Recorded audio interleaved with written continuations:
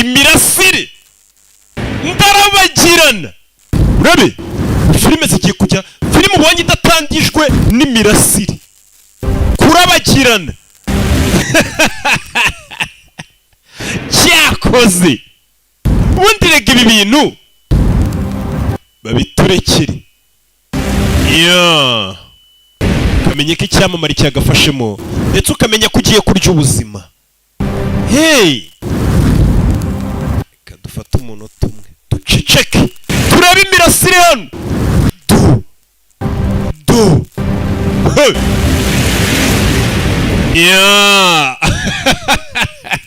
Cyakoze ndarabagirana. Mbega kinene ko ngarukanye. Ndaburiye. Mbere ko tura filime yacu, mbibutsa ikinyobwa kimwe gikeye gitunganye gikomoka ku ntumwa twohererejwe n'Imana. Abahanga bafite ubunararibonye bati umutsamu utsitse wowe unyweye n'iyitsamura ngo atsikire. Urwungi si ubwa mbere mubonye inzoga yikaragira iki.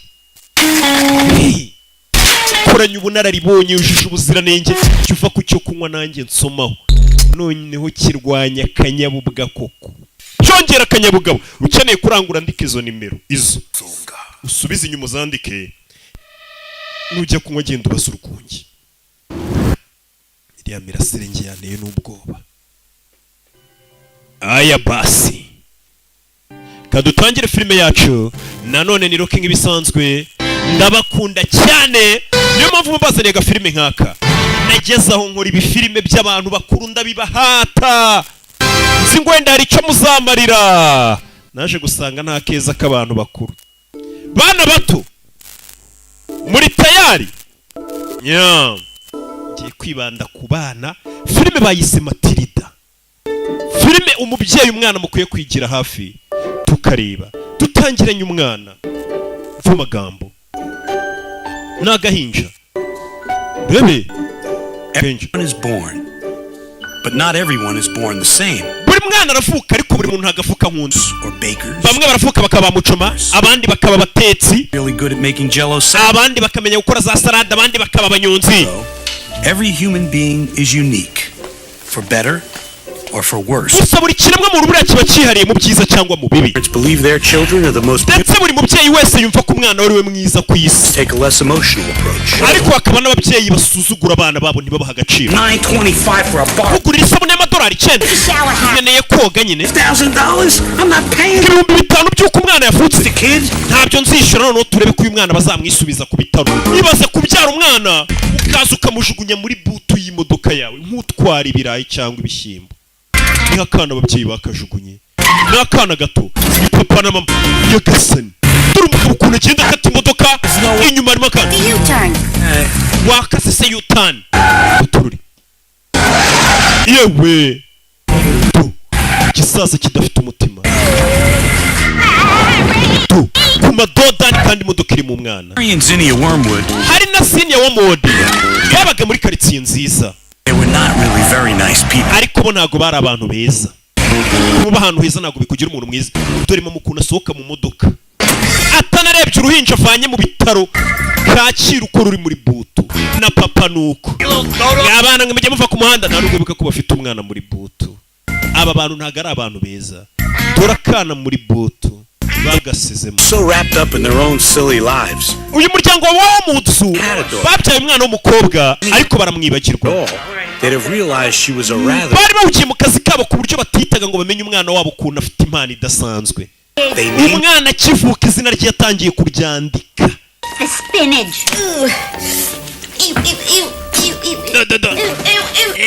Dore mama ukuntu atari uruhinja rwe yibyari, aho bogereza ibyombo niho yohereje umwana. Akana bakise Matilda. Kubyara icyana nkawe birutwa no kubyara urunyanya. Umva umubyeyi. Matilda had learned what most people learn in their early. Matilda akiri muto yatangiye kwigisha ibintu byinshi ari byo kwiyitaho. Umwana yatangiye kwiyitaho, nta muntu wari umwitaho muri uru rugo. She developed a sense of umwana uko style. iminsi yicumye yatangiye no kumenya none uburyo agomba kuryambaramo neza. His older brother Michael buri went gitondo umusaza wa Matilda yajyaga ku ishuri, to work selling papa akajya mu kazi for unfair prices. kugurisha imodoka zishaje ariko akazihenda abantu. Soup's on the stove. Heat it up if you get hungry. Matilda nusonza ibiryo bisange mwimwe ibyo bayita guki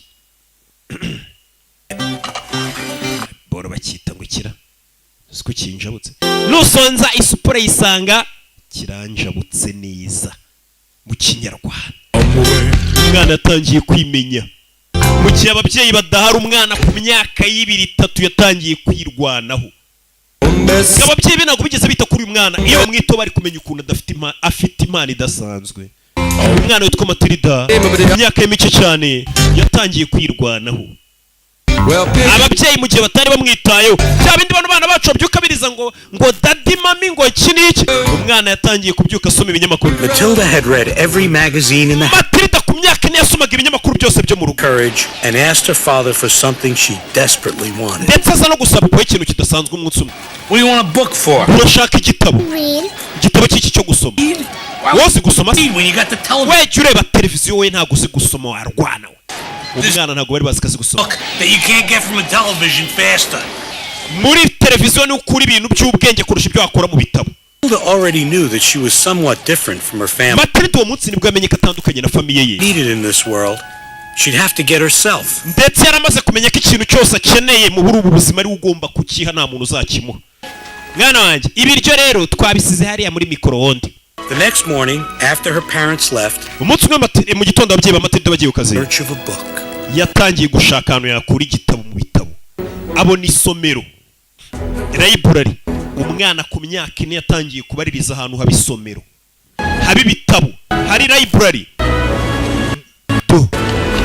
Umwana abandi bakwambukana wakambuka, bakwambukana wakambuka. Ku myaka ine umwana yaramaze kumenya ko ikintu cyose akeneye muri iyi si nta wundi uzakimuha, ari ugomba kukiha. Ku myaka ine abakobwa bari kureba iyi filime abenshi bo bazi ko ikintu bakeneye ngo ari abagabo tuzakibahasha. Ko rubanda muranatinya. Umwana yaje mu isomero afite imyaka. Children's books, please. Ndashaka ibitabo by'abana ahantu biri. Right over there. Bibiri hakurya iriya. Need to pick you out one with lots of pictures in it. Nze nguhitiremo igitabo. Thank you. I'm sure I can manage. Oya urakoze, njye ndaza kwifasha. Nyagasani iki cyanara cy'imyaka ine. No thank you, I can manage. Mukajwe gato. Umwana yaje mu isomero atangira gusoma. Ku myaka ine abana bangana gutyo ubundi bari gusoma ngo bibe. Every day, as soon as her mother went to Wera icyo gihe Matilda mu gitondo buko ababyeyi bajyaga ku kazi bamusize mu nzu, we yaragendaga akajya kwisomera ibitabo mu isomero. read one book after another. Agasoma igitabo cyarangira akajya ku kindi. Nyagasani, uyu mukecuru yarumiye umwana ukunda gusoma. All the children's books, Umwana amaze kurangiza ibitabo by'abana byose, in search of something else. yatangiye gushaka ibindi bintu bitandukanye. Who had been watching her with fascination for the past few weeks, offered Matilda Mu some minsi mike abonaga ko yanahindutse afite amakuru menshi. You know, you could Ibitabo byamuhaga amakuru. own library card, and then you could take books Wa mwana ngiye kuzaguha ikarita yo muri library buri gihe ujye for usomera. every day. Aho kugira cyangwa ujye uzana buri munsi, reka ngo upakirire ibitabo byinshi ushaka ujye usomera mu rugo, sibyo? Umwana umukecuru yaramufashije. Matilda's strong young mind continued to grow, nurtured by the voices of all. Ubwonko bwa Matilda bwakomeje gukura bugaburirwa ibyanditswe n'abanditsi b'inzobere. Onto the sea. Umwana yasomye ibitabo byinshi cyane, yaragiye arakura, yasomye ibitabo. Uyu mwana ameze nkanjye nkiri muto, narasomye shawe. Gave Matilda, Mumbone nkuze nsigaye nsoma urwunge gusa, ariko buri ibyo nasomye birahagije. you are not alone. Igitabo Matilda cyamukomezaga ni igitabo cyitwa ngo You are not alone, ntabwo uri wenyine. Nicyo gitabo ngo Matilda cyakomeje kumufasha kurusha ibindi. Umwana umunsi umwe yaciye hano kuri garidiyene, abandi bana bari muri garidiyene biga, w'ibitabo bye kaza kabisoma, by'abakuru n'abato byose avanga. Amaze kugira imyaka nk'itandatu, umwana yarasomye. Today. Uyu munsi hari agapfunyika kajoya. Where'd all this come from? Haba ibintu byose wabikuye Library. mu isomero. The library? Mu isomero. You've never set foot in a library. Only Wowe ufite imyaka ine ntabwo wajya mu isomero. 6.5. Mfite imyaka itandatu n'igice. you were 6.5. You'd be in school already. Iyo uba ufite imyaka itandatu wakabaye mu ishuri. I was supposed to start school in September. Imyaka inyemerera kuba nakabaye naratangiye ishuri mu kwa 9, ariko ntabwo mwigeze munjyana mu ishuri. Vayo waruzingo we, vayo. umubyeyi nta nubwo yibuka imyaka y'umwana we zana ibyo bitabo jugunya hakurya. Dearest Pie, how old is Matilda? Matilda afite imyaka ingahe? I'm 6 and a half, Mommy. Njye afite imyaka 6. I was 6 in August. You're a nushushe imyaka 6 mu kwa munani urabeshya. School. It's out of the question. Ndashaka kujya mu ishuri. Time for the packages. Ninde se uzagusinyira ngo ujye? Packages sitting out on the doorstep. Now go watch TV. Ninde se uzajya ureberera ibintu byo mu rugo n'ibyo bazanye? Wowe ujye wicara mu rugo urebe televiziyo. I think there's something wrong with that girl. Hakundi karakana gafite ikihe kibazo? Hey, Dip Face! Have a marshmallow! Dore musaza we nawe akamutoteza. We wa mujinga we! Wansanga we! Nyagasani. Umwana akabihorera hano yari amaze kumenya ko agomba kwiyitaho. Umwana yararagarira amarira agwa mu bitabo. Matilda longed for a friend. Someone like the kind Matilda yahoraga yifuza kugira inshuti cyangwa guhura n'abantu bafite umutima mwiza nk'abo yasomaga mu bitabo. King dragons and princesses Cyane cyane ubwo yasomaga igitabo cya Dragons n'ibikomangoma. that exist only in storybooks. Yaje kumenya ko ibyo bintu bishobora kuba biba mu bitabo gusa. Discover that she could be her own friend. That she had a kind of strength she wasn't even aware of. Gusa buraga gato ngazamenye ko afite imbaraga zidasanzwe nawe bwatarazi ko afite. We sell some cars today, honey, Wagurisha imodoka uyu munsi sheri. Does that mean I can get that new TV? None se uraza kungura televiziyo nshyashya? One day you're gonna have to earn your own living. Mwana wanjye umunsi umwe nawe uzatangira kwitunga. Nicyo gihe ngo uzige business ya famiye. Kunyumva? All right. The first car your brilliant father sold. Imodoka yawe papa wa mbere yagurishije. Yayigurisha $380. $1,350. Nayiguze $300 yigurisha $1,100. One cost $500. Iya kabiri nayiguze $500. Sold it for $2,000. Yigurisha $2,220 n'iki. Wait, Dad, you're going too fast. Just right. Papa uri kwihuta ndi kwandika. For $68. I sold it for $900. Ariyo naguze $608 nyigurisha $990. Cost $1,000. Iya kane nayiguze $1,000. $7,000. Yigurisha $2,830. Big American. Yari American Bofors. What was my profit? None nungutse angahe yose hamwe? 10,200. $10,235 nibyo wungutse. Ababyeyi barikanga. Check it if you don't believe me. Bireba umwana azi imibare ibintu byose umugabo yavugaga bari kwandika ntabyo bazi. Umwana akora nka calculatrice. You're a little cheat. You saw the paper. Wabisomye ku gapapuro. Over here. None se nasoma agapapuro nicaye hano ugafite mu ntoki uraho. Smart with me? Urashaka kwigira umunyabwenge? Shaka kwigira umunyabwenge warwana? Smart with me, young lady. Nunyigira umunyabwenge. Punished for Urahanwa. smart. Urampanira se ko ndi umunyabwenge papa? When a person is bad, that person has to be taught. Iyo umuntu ari umuntu mubi aba agomba kubihanirwa. Umuntu haguruka wa muntu. Harry Wormwood. Uriya mugabo hari wa Mood. Given his ntabwo yari azi ko yigishije isomo umukobwa watarazi. Umwana yari agiye kuzakoresha. When a child is bad, aho kubwira umwana we ngo ni umwana mubi, person is bad. yaramubwiye ngo umuntu mubi. Introduced a revolutionary icyo gihe idea. yahaye umwana igitekerezo cy'impinduramatwara Their parents. kigaragaza ko umwana ari umuntu n'ababyeyi bari abantu. Umwana nawe agiye gutangira guhana abantu. Iyo umuntu akoze nabi arabihanirwa. Umwana kuva papa yamubwira iryo jambo ese avuga ati nanjye rero papa uri umuntu mubi ngiye kujya nguhana. Ni papa wabimwigishije. Ngiyo umuntu ari umuntu mubi arahanwa. Papa nawe nabonye uri umuntu mubi reka nguhane. Papa ubundi ngo ari kumubwira ngo iyo umwana ari umuntu mubi arahanwa. Ubwo ntabwo umwana ari guhana ababyeyi. None papa yambwiye ngo umwana araje no gufatira imiti chemicals hari yaragenda aravanga ibukuye umwana na umuhanga aba yarasomye n'ibitabo ibya chemistry physics byose araza arakuvangira.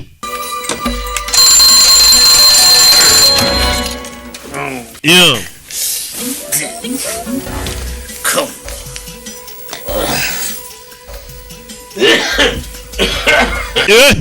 Umwana hano yamuvangiye ibintu by'imiti n'ibiti yavangavanze. Bamubwiye ati iyo umuntu ari umuntu mubarahanwa.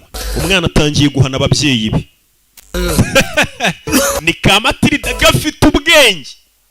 Uyu mwana ku meza ngaha akivuka yari azi kwandika izina rye. Mama kumbi yagiye kuryama. Hano arakaba yambaye ku maso kugira atagira n'urumuri na ruke abona. Umwana acaho mu gicuku. Come into my room. Dore bya bindi muze mu gitondo babyuka akoresha mu misatsi ye. Ntagaze ko umwana yamuvangiyemo ibindi biproduit chimique. Take you to the shop. What do you say? Uyu munsi ndakujyana ku kazi mwana wanjye nangire nkwigishe business. I say appearance is 9/10 of the law. People don't buy a car. They buy me. Abantu nako bagura imodoka bagura ngiye. Such pride in my appearance. Bakunda kandi ukuntu nitwara. Clean shave. Imisatsi yanjye ukuntu mba nogosha utwanwa neza byose n'agakote keza n'icyo bankundira. Bakabona ko ndi smart. Learning too. nawe uyu munsi ugomba kuza ugatangira ukabyiga mwana wanjye. Umugabo yagiye gucuruza aba yikozeho. Umwana hano icyo kurya niwe ukimenyera. Hano nta muntu umwitayeho kuva yavuka, yarabimenye ko kuva yavuka icyo akeneye ku isi ari uzakira. Heir to the throne. Today we. Mwana wanjye uyu munsi ndakwicaza ku ntebe y'ubwami. Bano kumureba arikanga. Imisatsi yabaye imvi yajyaga aratisha y'umukara. Umwana yamuvangiye ibikamikoze biragenda imisatsi yari umweru biyihindura imvi. Mama arikanga kandi uyu mugabo akunda umusatsi we ni umunyabwibone. What did you do to your hair? Wakoreye iki imisatsi yawe? Dore akabikoze. Hair? Ntabwo bazi ko kagira ubwenge bwo kuvanga ibyo bintu. Umugabo azi kwira mu nderwa imisatsi yabaye imvi. Yabaye imvi. Yewe! Yajyaga byuka atera kakanta ewana. Uriya mwana do. Give me that. Give me going with those. Give me those. Icyo bijyanye sana. Rebe. Mu gitondo. Kamatirida. Get in. Njera. Dirty dealings, like buying stolen car parts, never stay secret for long. Uyu mugabo yibaga ibikoresho by'imodoka bibye. Gets involved. Ariko FBI yari itangiye kumumenya ko uyu mugabo ahantu agurishiriza modoka ari igihe agura ibikoresho bibye Nyamirambo mu Biryogo bakabimuzanira akabitera ku mamodoka ari bucuruzi. Suspect exits domicile. Saa 3:17 ukekwa asohotse iwe. Ni na 18 we. 917 is correct. Saa 3:17 niwe byanyaye si na 18. Kwereka umugabo yitwa Wormwood, Henry Wormwood. Akana ke kitwa Matilda Wormwood. One day all this will be. Mwana wanjye umunsi umwe iri garage naye amamodoka ncuruza nzabigusigira yagurushaga n'ama PS. I paid $100 for her. Urabona nk'ibintu biguza amadolari 100. Ariko iyi modoka nubwo yari yagenze ibirometero 12,000. Ushobora kubigabanya. I sell her. Iyi modoka naguze amadolari 100 nkayigurisha 1,000. But that na 10,010 sorry. Equipment. Money. Mwana batangiye kumwigisha akazi. We use super glue instead. Hano dukoresha super glue. Put it on. Tugafatisha umubaraza agafata imodoka zishaje akazisanasana akazigurisha menshi. Isn't that dangerous? None se papa kugurisha imodoka zishaje gutya wabeshya abantu si bibi. Transmission. The sawdust quiets the gears and lets the engine atangira kwigisha abana be for a couple of miles. Ngo hari ibintu vanga muri moteri kugira ngo moteri izagenda umukiriya kigura abone ko moteri ari nzima igenda neza. Nyuma y'igihe giti moteri ikamukwamana imodoka igapfa. Take my hat. Fata ingofero yanjye. Ugabo n'urugesikoro n'urujura. Kuri imodoka bishaje mu gatsata rukabigenda rukabigira. Noneho you run it backwards, the numbers go down. None ibirometero imodoka yagenze ariko nkwereke ukuntu babisubiza inyuma. Ikigaba ibirometero imodoka yagenze kibisubiza inyuma. Imodoka kikayigira 0 kilometero. Papa uri bandi. Kwiki? This is illegal. Ibintu ukora ntabwo byemewe n'amategeko. Keep drilling. Komeza natukore. Do you make money? Wowe winjiza amafaranga ukira akazi. But don't people need good cars? Ariko abantu bakeneye ko bagurisha imodoka nziza. Dad. Wabagurisha imodoka nzima papa ukareka kubiba. Wiseacre. Kangubwira we wamunyabwenge winjije. Big you're little. Yenze ubwenge uri ikigori. Ndi mukuru uri muto. Kana kintu wantwara. Gasani mvuko nabwira umwana we. Kana karababaye ntabwo gashyigikiye amafuti ya papa. Kana karababaye bakisa kagoryi kandi barakabwiye ngo iyo umuntu akoze ikosa arabihanirwa. Twasize kari kureba supaguru n'ingofero. Ewana natsinze muri loto natomboye nari nabetinze. Let me see the money. Never mind. Double bit. Amafaranga re. God, your hair looks awful. Imisatsi yawe irasa nabi. Let me in. Here's your hat, Daddy. Papa dore ingofero yawe kana kamuhereza ingofero. Umugabo yambara ingofero. Come on, get in. Njira. How much? Wari yangaye? No, and you to find out. Ayo nariye n'inju yazi ntago ari we ugomba kwemenya.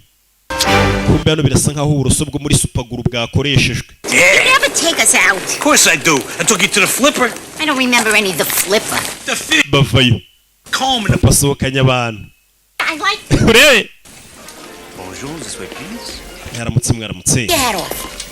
Kuramo ingofero mufata ku mutwe. Please. Kana kayishyizemo supaguru.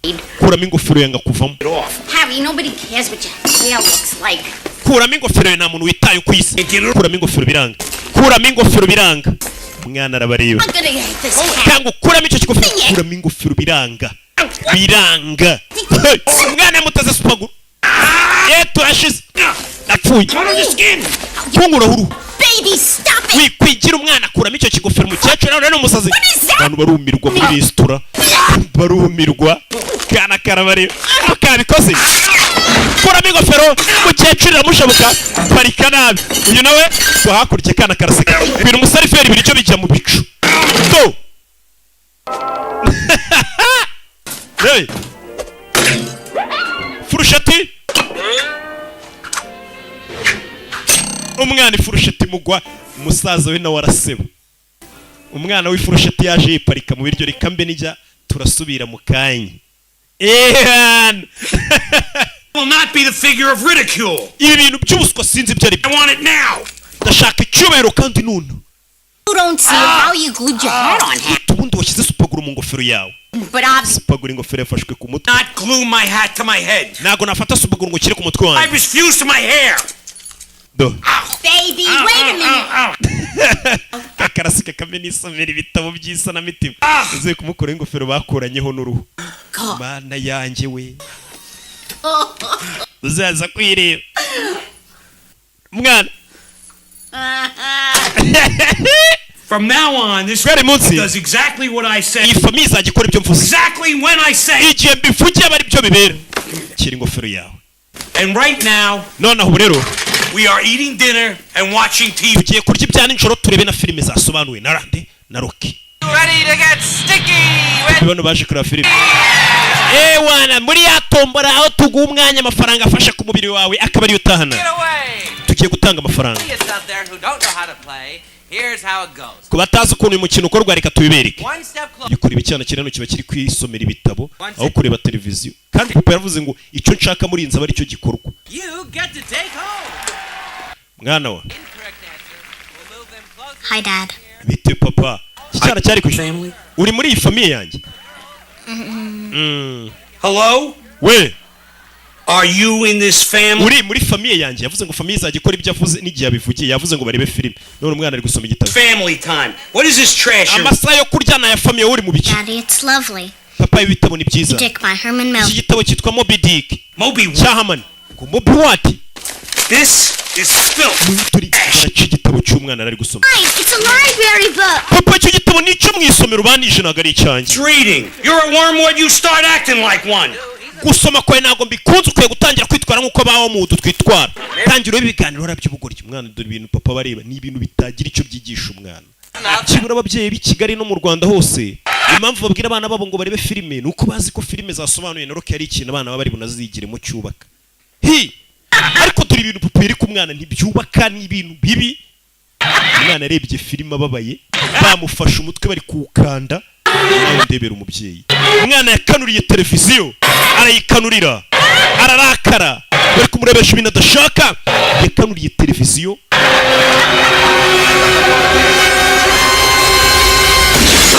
umwana yakanuriye televiziyo iraturika turashize cyane umuriro waje ari mwinshi Didn't do it. ntabwo ari njye ubikoze Of course you didn't do it, you little twit. n'ubundi ntabwo ari wowe ubikoze you little twit wakagoryiwe gato ukuntu yita umwana we ariko Put your light on.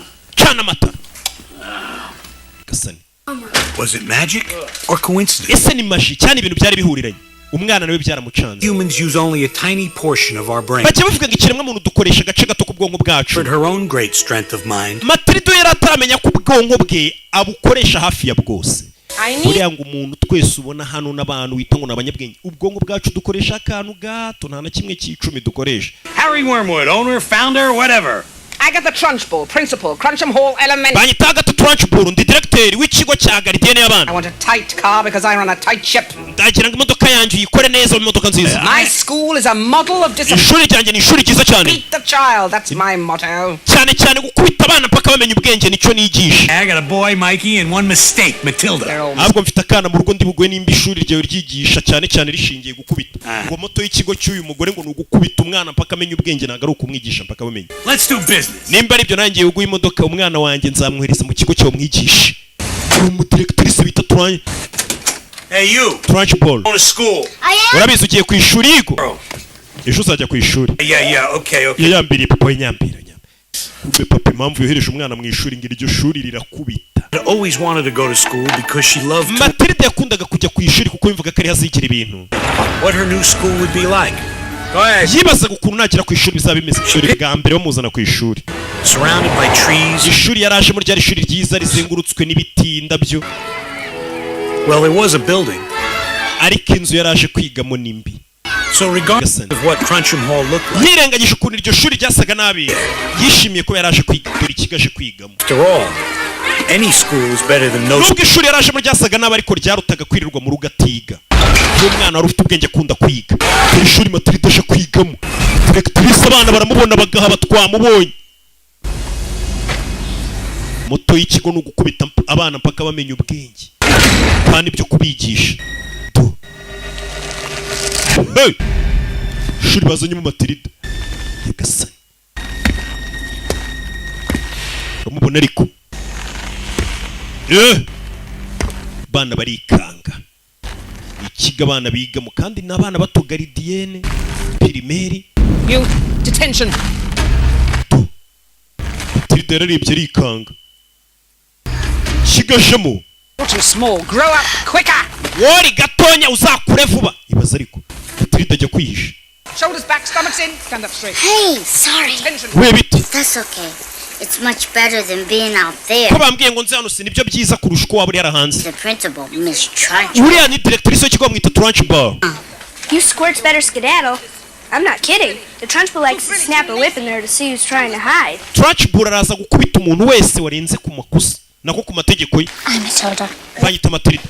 Lavender. Hortensia. Je banyita Hortensia. She doesn't really hit children with that riding crop. None sura muyoboza kubita abana kiriya kigoza afite. For scare. Oya kenshi bari gukanga abana. Ariko ibyo akorera abana nibyo bibi. Second grade. Ejo hahise umwana wiga mu wa kabiri. Weekly visit to every classroom to show the teachers a thing or two about handling kids. Yakoze amakosa none basigaye muzengurutsa muri buri shuri ryose bagaragaza uko bakoresha umwana warenze ku mategeko. Of course. Umwana yari yariyebomba mu ishuri baramuterura. Uyu directrice iyo agiye guhana abana banyuza arabaterura karenze etaje. Window? Of course he wasn't okay. He lived, if that's what you mean. None se umwana banyuze mu idirisha bayo cyane. To be in the Olympics. Trunchbull yahoze akina mu mikino ya Olympique. Hammer. Ajugunya inyundo, ajugunya amacumu n'ibibuye biremereye. It's better than being put in the chokey. Chokey? Yeah, the chokey. Ariko ibi byose biroroshye. Hole in a wall. Afite ikintu kimeze nk'ikigereza cyitwa chokey. Agenda agafungiramo abantu kandi kiba kiriho n'ibyuma bisongoye. Directrice w'ikigo umwana ukoze amakosa durano bamufungira. Kids in there? I've been in twice. Afungira abana muri icyo cyuma ngiye bamaze kwamfungira kabiri. Arahagusiga umunsi wose. Mujya mubibwira ababyeyi banyu. I mean, would your parents? None se ababyeyi babo babwiye ngo directrice aragukubita babyizera. Happy hari ababyeyi batizera abana babo. Sha nanjye abanjye mbabwiye ko ku ishuri bamfata nabi ntibabyizera. Ndabona aje ahantu. Yeah. Fresh meat.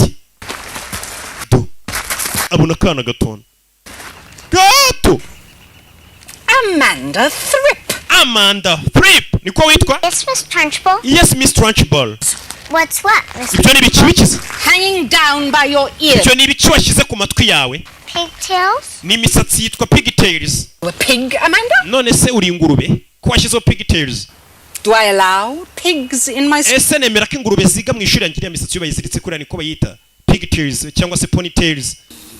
Is a twit. Mama wawe ni ikigoryi nyagasani. Chop those off. Ita ukata iyo misatsi yawe nonaha. But ariko iki? Did you say but? Urambwiye ngo ariko ndakubwira ukata imisatsi ukambwira ngo ariko. I'll give you but. Wacyane waruzengo aturokana gato. Karaga imisatsi y'akana gato. Debira directrice w'ikigo. Turashize. Karaga imisatsi y'akana wa filime. Karaza kana. Karenze igipangu hakuryiyo. Reba ikigo yigishirizamo abana. Umwana mu bwenge ariko. Yenaze umwana. We agiye kugwa ku ruzitiro rumwica. Umwana yaje no ku ruzitiro. Yobe. Abura gato. Umwana agwa mu ndabyo. Agwa mu ndabyo. Karya umunyenga ahubwo. Karya umunyenga gasoroma indabo. Yana kari umunyenga. Twana rero dushimishwa n'ubusa. Nega umunyenga umunyora. Do. Ngamboyes. Bwana n'ubuzanga. To class before I throw you all in a chokey. Mwese mujye mu ishuri cyanjye kubafunga. Lavender. What's my teacher like? Mwarimu wanje ameze ate? Run. Ugiye ko directrice ari mubi bigeza aha ubwo mwarimu wameze ate? Matilda's teacher, Miss Honey, wari ugiye kwigisha Matilda witwaga Honey people nako Honey appreciates every single for who she or he yari umuntu wita ku bana neza akabafata uko bari. Ni umwarimu w'umwana mwiza yitwa ngo Miss Honey. Okay, listen up everybody. We have a new student with us today. Mwese muceceke, uyu munsi dufite umunyeshuri mushya mwiza. I'd like you to sit over here with Lavender. Now you yitwa Matilda, agiye kujya yicarana na Lavender. So I'd like you to be especially nice to Matilda and make her feel. Ndetse Matilda mufate neza mu muha ikaze n'umunyeshuri mushya. Bivuze ngo uyu mwarimu uri hano ngo ni umwana mwiza wita ku bana bose. Miss Honey was a wonderful teacher and a friend to everyone. Miss Honey yari umwarimu mwiza ndetse akaba inshuti ya buri umwe. Beautiful as it seemed. Miss Honey ndetse ari n'umuntu mwiza. A secret. Ariko yari afite ibanga ryijimye mu mutima we. She did not let it interfere with her teaching. Ariko iryo banga ryatumaga babara ntago ryivangaga mu myigishirize ngo yigishe nabi. Very good day. Matilda washaka umunsi mwiza. Everything that we've learned so. Kuko uyu munsi tugiye gusubiramo amasomo yose twize. You don't understand any of it. Nutabyumva nta kibazo. Kuko uri mushyashya. Ariko nawe nugira igisubizo umenye umanika akaboko. Sibyo? Bagiye kumusubirizamo ibyo abandi bize, bandi biga, bamaze imyaka biga we nibwo akize. Okay. Rebe. Let's do some together. Okay, reka no tugira ko dukora. 2 times 4 is? Kabiri gukuba kabiri. Nako gukuba kane ni 8. And 6 is? Kabiri gukuba gatandatu 12. 2 times 9 is? Kabiri gukuba 9 18. You've been practicing. Maze igihe mwitoza. You'll be able to do. Kuba bidatinze. Muzaba muzi gukuba neza. 14. Kabiri gukuba 7 14. 13 times 3. 13 gukuba 379. Abandi baracicika. 27. Ibihumbi 4927. Pardon? Ngo iki? I think that's the answer. Ndakeka icyo nicyo gisubizo. 13 ukubye 379 ni ibihumbi 4927. nawe uri kureba iyi filimi ibyo bintu ntago wabimenya udafite calculatrice na mwarimu yaje kubisoma. Ni imibare no yaravuze mu mutwe atazi. 13 gukuba 329 ni kangahe? Umwana akora nka calculatrice mushya mu kigo. Mwarimu nawe yabanje kujya guterateranya kuko ibyo bintu ntago wahita ubimenya. Yari ikanzu sikari byo. Wow, barumiwe. Matilda, you know how to multiply big. Matilda uzi gukuba imibare? I read this book last year in mathematics. Umwaka ushize nasomye igitabo cy'imibare muri library. You like to read? Ukunda gusoma? Oh, yes. Yego. To read. Nkunda gusoma. Ukunda gusoma iki? Everything. Ibintu byose. Lately I've been reading Dolls Chicken. Iminsi ishize nandi gusoma Dallas Chickens. Charles Dickens nako. Every day. Icyo gitabo ngisoma buri munsi. So could I. Nanjye nuko icyo gitabo nyangisoma. Cya Charles Dickens, cyitwa Charles Dickens. You got your workbooks and let's start with section. Mwarimu yagizemo n'ubwo batangira kuvuga ngo mukore ibitabo twige. Abonye umwana umurusha ubwenge. Hakuze kujya kwiga muri Gardienne ugasanga umwana uri kurusha ubwenge. Yikanze. Ibitabo no mugora asoma warangije za kaminuza. Nibyo uyu mwana asoma afite imyaka 6. Uyu mwana ari kunyibutsa nkigasha. Nabonaga ndi gutigiye mu ishuri. Nabonaga bari mu mbarusha yayisaza ku muyobozi w'ikigo feri ya mbere ku mangano. Injira kana kaza ubwenge bana bato mujye mukunda kwiga musabe nka Matilda nanjye narize niyo mpamvu nsobanura neza. Jen, good. Injira hano Jen. One of our little heart to hearts. Do. Directrice w'ikigo. Mise nk'umusazi. It's about the new girl in my class. Nari nje ngo tuganire ku mwana mushyashya ndi kwigisha witwa Matilda w'umuhutu. She's a real wart. Papa yarambwiye ngo mwana ni ikigoryi. Wiki? Urwana rw'uruswa rutaza ubwenge rw'urucucu. She's a very sweet girl. Parabishye Matilda n'umwana mwiza. Ndetse afite n'ubwenge. Child? Yes. Ubwenge. Multiply large sums in her head. Ashobora gukuba imibare myinshi cyane mutwe we. Akora nka calculatrice. Well, I think she might be happier in. Ndakeye kuri mwana nagakwiye kwiga muri Gardienne tumujyane nko mu wa 5 primaire bamukuye muri Gardienne. Can't handle Viper, so you're trying to foist her off on one. Kira cyane wa barambwiye ngo kira ubangamiye nawe ubwo gitangiye kubangamira ushaka kukikiza ngo cyoreza abandi barimo. Ibyo n'ubugwari. Ndagira ngo unyumve Jane. The distance the shot put goes depends upon the effort you put. Itandukana ry'ukuntu twese duteramo rino buye n'umuhate dushyiramo ngo turijugunye. Can't handle. Sasa directrice tanyawa tura mwana abagiye bambwiye kari ikigoryi. Kurya. Bashukunye kibuye. Roza kino mikino ya Olympique. One day, Jen, you'll see that everything I do is for your. Jen do mwana umwigisha nimba yanagukubaganiwe ushaka umwikiza ngo umwoherereze abandi barimo ubeshya ngafite ubwenge. Genda umwigisha. Gasani. Dore ibintu barimo. witoriza gutera utwuma ku mafoto y'abana bo mu kigo cye. Umwana ku ishuri, umunsi wa mbere ku ishuri, ageze iwabo abona hari abantu bacunze hanze. Bari abantu bikena aba FBI bari kuneka papa bamenye ko acuruza imodoka mu buryo butemewe, azigurira ibikoresho by'ibipapirano. When she was having that. Mom, I'm home. Oh, how was school? Mama ndi mu rugo. Ku ishuri byagenze mama, ku ishuri byagenze neza. 6th grade work. You're kidding. Mwarimu yambwiye ngo nkwiye kujya kwiga mu wa gatandatu. Dore ibitabo bamaye ngo njye gusoma. Middle of an important phone. Wacane ntabwo ubona kuri telefone. Ask me how school. Ariko niwe warumbajije ngo ku ishuri uko byagenze. Ziba. He's supposed to do. The baby wasn't his. None se umwana katari ubwo yari gukora iki?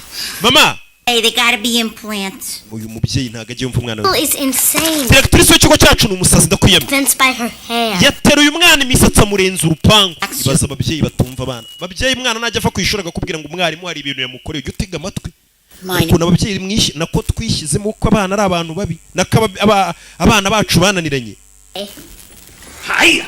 Whack to the belly. Ewan. To the face. No. No. Shimaze kumutera igipfunsi. Dore papa ibintu bari kwigisha abana nawe ndebere. Bari kureba imikino y'ibintu cyo kurwana. Come here. Umugabo atangiye gutera kakanta arebe ko imisatsi yongera kuba umukara. Do, rebyo barimo. Kumbe mwarimu yaje gusura umwana. Don't give money, we don't charities, we don't tujya dutanga amafaranga, ntago dufasha abantu. Mr. Omod. Jennifer, honey, I'm Matilda. Banyita Jennifer, ndi mwarimu wa Matilda. Yakoze iki ku ishuri iriya nkubaganye?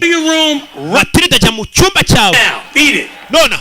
Look, whatever it is. Ibyo umwana wanjye byose yakoze ku ishuri. No, there is. Ikibazo cyawe nta kibazo. Beat it, we're watching TV. Turi kureba televiziyo. Mr. Wormwood. Mr. Omod. If you think watching some rotten urakeka kureba televiziyo important than your daughter. biruta ubuzima bw'umwana wawe nigisha. Uri mubyeyi nyabaki. That darn thing off and listen. Kuki utazimye icyo televiziyo ngo tuganire ku buzima bw'umwana wawe? Kuri kureba televiziyo. Come on, get this. Sawe njira. One's not gonna like this. Come on. Umugore wanjye wo mudu ntago ari buze kubikunda. Rero bikundi. Yaje kuriba kana mu rugo ukuntu kabaye kana yabonye ku ishuri gafite ubwenge kanabubarusha. Ni mwarimu, uyu mwarimu akunda abanyeshuri be. Ku buryo no mu rugo aza kabasura. Ibintu abarimu benshi badakora. What do you want? I'm sure you're aware by now that Matilda has a brilliant mind. Ese murabizi ko umwana wanjye afite ubwenge bwinshi. Zanira byerisha. Papa byari zashize hari urwungi urwo ni rwo nashakaga ubundi na mbere. Oh, no thank you, dear. Nawe tugura urwungi oya. I didn't see until my second year of college. Ubwenge uriya mwana afite ngiye natangiye kubugira niga muri kaminuza. I really feel with private instruction that she'd be ready for college in just a few short. Uriya mwana ashobora kuzajya muri kaminuza gifite imyaka mike cyane kuko hari imyaka myinshi azasimbuka. Ari Burayi niko bakora ibintu ufite ubwenge bwinshi. Ntago bagutesha igihe ngo urangiza za primaire bahita bakujyana muri za kaminuza ugakomeza. Niko nakabaye nariza ariko banindijemo. I have a nice house. Mfite inzu nziza. Wonderful husband. Umugabo mwiza. You were slaving away. Ibyo bintu byo kwiga n'amasomo buzana no ntacyo bivuze. You want Matilda to go to college? Urifuza ko Matilda wacu aziga kaminuza? College. I didn't go to college. I don't know anybody. Ntabwo nigeze niga kaminuza. Nta n'umuntu tuziranye wayize. Fool salesman. Ariko reba ukuntu ndi umucuruzi w'umukire. Umva mubyeyi. Educated people, Mr. Wormwood. Ntukajye usuzugura abantu bize. Ill, heaven forbid. Nuramuka urwaye College graduate. uzavurwa n'abaganga bize. Or say you were sued for selling a faulty car. Cyangwa niba kurega gucuruza imodoka z'injurano cyangwa zifite ibibazo ukajya mu rukiko uzatabarwa n'umwavoka wize. Abantu bize ntukabasuzugure. Buri umuntu wize niyo waba umurusha amafaranga ntukamusuzugure. Iyo turi mu bibazo nibo duhamagara ati ngira ku rukiko bikurikirane. Going to agree, are we? Cyakwa muganga. Sorry I burst in on you like this. Mba rero ndagiye. Cyangwa nanone abantu bize ntukabasuzugure. Waba filime utari kuyumva ruki wize akagusobanurira. Tell me about it. Yacu afata igitabo hana gisigira umwana. Mwarimu yarazaniye umwana igitabo. Urakoze yabonye uyu mwana bakunda ibitabo bimeze kimwe. Buri abantu bakunda filime rero bakunda gutizanya filime ngo uzaribe filime imitwe gutya sobanura roki. Usanga ari akantu bahuriye. N'abantu bakunda ibitabo bakunda kurekomandana. Uzasoma igitabo cyitwa gutya. Ngiye nasomye cyitwa Entire school will go to the assembly room. Ikigo cyose none mbabone mu cyumba cy'inama. Wicare directrice. What's up? Wibira nibiki? Sinzi. Directrice. Bruce Bug Melody. Mu kigo hari icyana ngo cyitwa gutyo. Dore nguyu bose bahise bamureba. Little Brucey, come up here please. Bruce waza hano imbere ndakwinginze. Bruce Melody abana bose baramurebye barikanga. No guhaguruka ni ikibazo.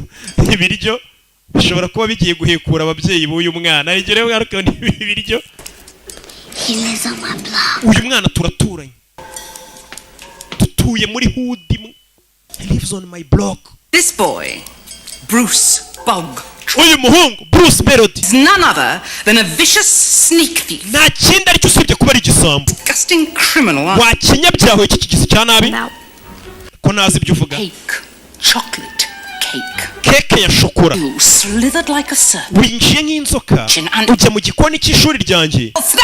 Urangije unyibira keke ikoze muri shokora Bruce. Ntubihakane. Bruce yibye keke. Confess mbere icyaha. Well, it's hard for me to remember. Biragoye kuba nakwibuka iyo keke ngo yari imeze ite. Hey, was mine. Iyo keke wibye yari yanjye. Most scrumptious cake in the entire. Yari yo keke iryoshye muri iyi si yose. Mom's is better. Iya mama wanjye iryoshye kurusha iyo yawe, bivuze ngo Bruce yemeye ko yayiriye. Ngo nta nubwo yari iryoshye mama niyirenze. Ariko umuntu agusakuriza ngo inkoko yanjye wayibye. Yari inkoko kise shako yari inabiye. Yamuzanye hano. Kumbe wanyibiye keke. Bamwicaza hano. Rebe bamuzanira keke yose yuzuye. Mwana muto nabonye ukunda keke. Sibyo kure y'icyuma. Yagasana abana barikanga. Yariye keke ya directrice w'ikigo. Baterura keke runini.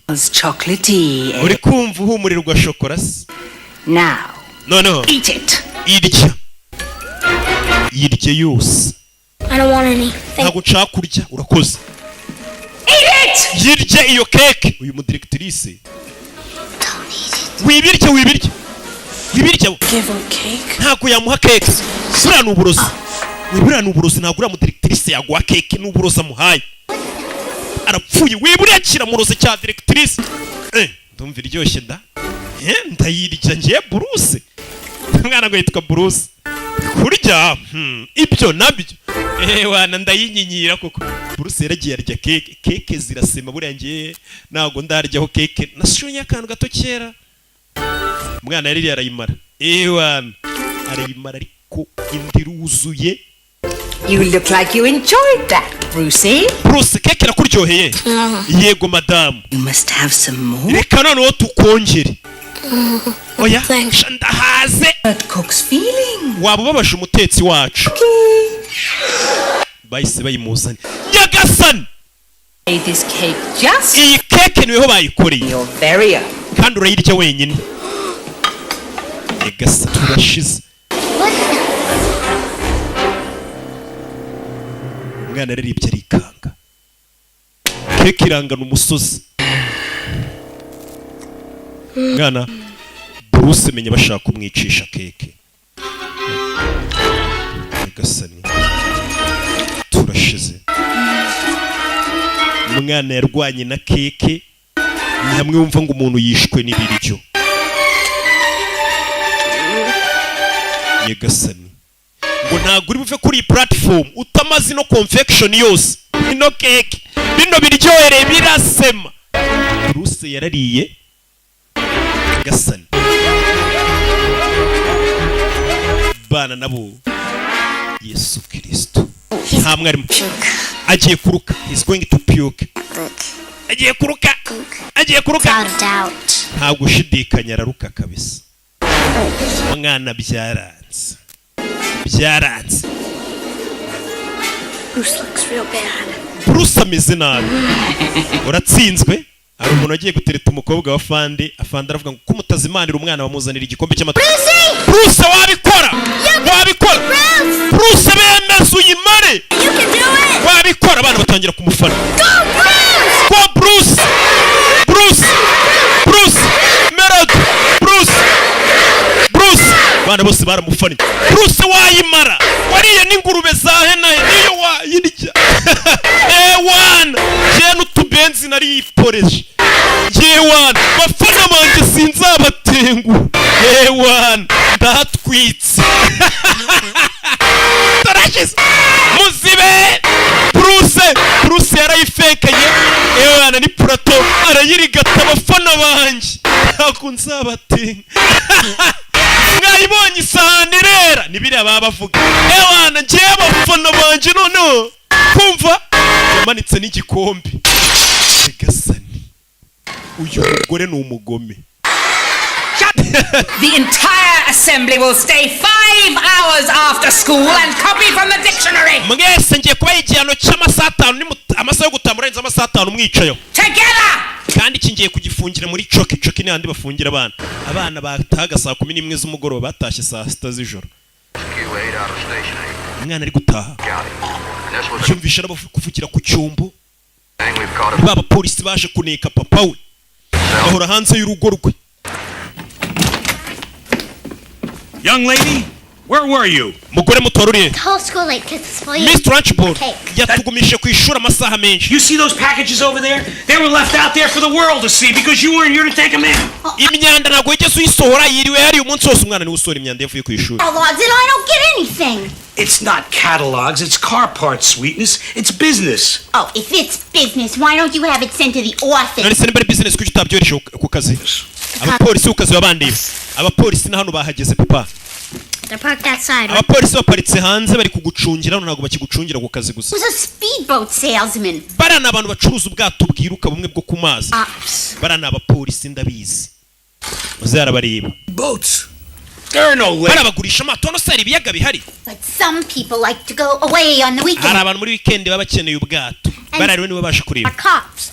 Mama barana abapolisi mama yikubeshya. I don't know if there's cops. Bivuze ngo mama n'umugabo we ni ibinshanga bose nago bazi kutandukanya abapolisi n'abatari abapolisi cyangwa umenye umuntu kuneka n'utakuneka umwana barusha ubwenge. And the Trunchbull terrorizing her school. It was a umwana mu rugo abapolisi bari bahari kwishuri Trunchbull babangamira. Matilda ni gake yabonaga umwanya wo kwishimana na bagenzi be. Is it lavender? Lavender. Hano ndabyigiceri we n'abana. It's a salamander. Iyo ni salamander. It's a newt. Iyi ni chameleon. Small semi-aquatic salamanders from the genus. Umwana atangira kubasobanurira icyo kinyabuzima icyo ari cyo. And secrete irritating. Bibeshye ntago yiri ari chameleon. Barayibereka mu bitabo. Akanyamaswa abana batoye kwishuri. Kwishura abana babonye directrice hari akanyamaswa batoye kenda kumera nk'inzoka nanone kameze nk'uruvu.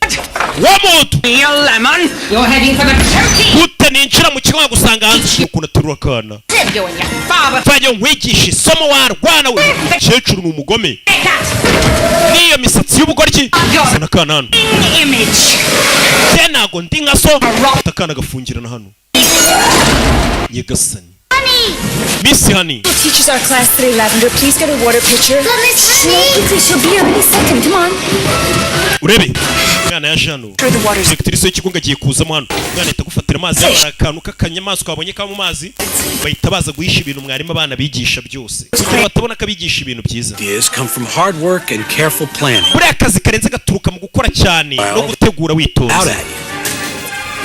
Raina, cover the birds and the beetles. Mwana ya jano ahisha ka kanyamaswa kabo. Last time. Bano bafite ukuntu bahita bahisha ibintu bishimisha abana umwarimu akoresha. Don't laugh. Directrice agiye kwinjira ntimuseke ntimuhumeke. Don't breathe at all. Ahubwo sinumve n'urwana na rumwe ruhumeka. Yinjiye. Miss Trunchbull. Morning. Mwaramutse Miss Trunchbull. Sit. Shara. Mwana azaniro y'amazi yo kunywa. Shu. Shinguka. I have never been able to understand why small children are so disgusting. Ntago ngenge amasha kumva ukuntu abana batari ibigoryi. They're like ari hehe Matilda bamujyanye muri coki ni mu runigiro niko bahita muri coki ni mu runigiro. idea of a perfect school, one in which there are no children at all. Ibaza ariko umuyobozi w'ikigo ngo ubundi ikigo cyiza mba nifuza ni ikigo kitarimo umwana n'umwe kandi abana ntibakwiye kwigisha ariko ngo ikigo yifuza ni ikigo kitarimo umwana n'umwe.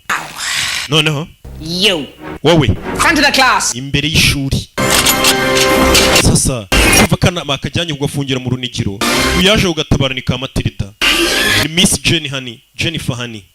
I tell you. Kana itakazana mu ishuri kigane n'abandi kugenda ugafunga kana umunsi wose. This could be the most interesting thing you've ever done. Ikimenyero cy'ikintu gitangaje wigeze ukora. Rekurira urwana hasi. Squirming worm of vomit. Icara hasi wakinya mu njonjorerwa we barutse. Nyagasani umva ibitutsa tukabana ariko. Aza kunywa amazi uyaraseka. Guruka kakandi yazishije imisatsi. Miss Honey taught us how to Uzi guspellinga yego. yesterday. Gwereje batwigishe guspellinga ijambo difficulty. Difficulty if your life depended on it. Nubundi mpamvu uzi gukora spellinga ni kwa kundi ugenda uvuga inyuguti igize ijambo nyine. Murabyumva. How would that be? Mrs. D, Mrs. D, Mrs. I, Mrs. F, Mrs. F, FI ubwo bari guspellinga difficulty. Mrs. L, Ariko binyuje mu buryo uriya mugore bigisha. Sicyo? Why are all these women married? Kubera icyo ubundi bari gukoresha ngo Mrs. mu buryo mukoresha mu spelling. In spelling, not poetry. Icyo bwo kwigisha abana. Kanana. Banze ngwamazi. Let me understand why small children take so long to grow up. Numura nibaza impamvu ibyana bito bitwara igihe ngo bikure. To annoy me. Cyangwa nukugira ngo mu ndakaza anywa amazi arimo cyagikeri kimeze nk'umunyorogoto nanone. Bana baraseka diregitirisa ngoye amazi arimo ikinyorogoto baraseka. Anywa amazi arimo umunyorogoto. Umunyorogoto wenda kumera nk'umuserebanya ikinyamaswa ntazi ukuntu kimeze. Get it out. Speak up. Mufuke. You know what I say? As well as the next fat person. Bana baramuseka ngo yamazi arimo ikintu. Kure bana bona. It's a snake. Ngo yamazi arimo inzoka. N'inzoka we. Baramuseka. Uyaramanika. One of you tried to poison me. Mwagerageje kundoga. Ni wewe umanitse. Matilda nayo yashatse kundoga. Nari mbizi. I'd like to know it's not a snake, it's a newt. Iyo ntago ari inzoka ahubwo bayita newt. Kari akanyamaswa bakita newt. Trunchbull. N'ubwa mbere nanjye nkamenya. You villainous sack of goat slime. You did this. Niwe wanduza. Trunchbull. Miss Trunchbull ya. Alone? Or did you have accomplices? Ahubwo wabikoze wenyine cyangwa wari ufite abandi bafatanya cyaha. Do it. Ntago ari njye wabikoze. Didn't like the choky, did you? Bivuze ngo nagufungiranye muri choki birakubabaza. Well, I'll pay. Uza kwihorera umamazi arimo umuserebanya. For what, Miss Trunchbull? For this newt, you pissworm! Ngiye kugwana kubwo kuba amazi. Didn't do it. Ntago ari njye wabikoze. Besides, even if you didn't do it, I'm going to punish you. Iyo Because waba utabikoze ngiye kugwana. small and I'm Kuko ndi mukuru uri muto. wrong and there's nothing you can do about it. Nta kintu wantwara. Liar and a scoundrel. And you're Shindura umubeshyi. a liar and a cheat. You're the most Naso ni umubeshyi. low lifes in the history. Ugurisha imodoka za kera cyane akabeshya abantu umwana yararakaye. Akanurira yane cya kiruri kirimo umuserebanya yararakara. In this school. Niwe kagoryi kari muri iri shuri. God! Umwana yarebye ikiruri yarakaye. Ikasani. Wa muserebanya ya newt. Bitarukira ku mwenda wa directrice. Jewe ndapfuye. Abana baraseka. Abana baramuseka. Baramuseka abana bura nabo rero. Baramuseka. To ndapfuye. Umugore wiyemera atinya umuserebanya we. Atinya kantu kumuseranya. Abana baramuseka. Bareba filime batishiye. Umuserebanya bonaga hakurya iyi zirerata. Bura abana ntago batinya. Abifitiye n'umutima mwiza. Wowe ntago nigeze nyeganyega. Yo bikoze. Possibly have done it when she was sitting with Yabikora gute se yari yicaye hano? Yaguteye umuserebanya atari yicaye hano. Ndaza kugucunga. Mwese nyabyano. When you go to your little cubbies to get your smelly little Mwese ibyo mukora byose ngiye kujya mbacunga. lunch. Kugeza aho mukataho murira. Mwese nzajya ndi kubacunga. Cyane cyane uwe Matilda. Hey. Eta yikubita aragenda. Rebe. Thanks for not telling. Best friends don't Urakoze kuba utandeze. Inshuti za nyazo ntago zirigana. really dance. Yewe usikaze kubyina. Wewe muserebanya uramubyinishije. Smith and then I'll come and help you Abana bari kubyina hano. Okay. Bigana directrice. in a minute. Matilda n'utuzi twana bigana. Miss Honey? Miss Yani. Miss Honey, I did it. Ninjye wabikoze. What? Ukoze biki? Glass tip over. Ninjye watumye ikirahuri gisimbuka. Don't let Miss Trunchbull make you feel that. Wituma Miss Trunchbull yumva ko ari wakoze amakosa nkariya ntago ari wabiteye. With my eyes. Nabikoresheje amaso yanjye. Mbikwereke.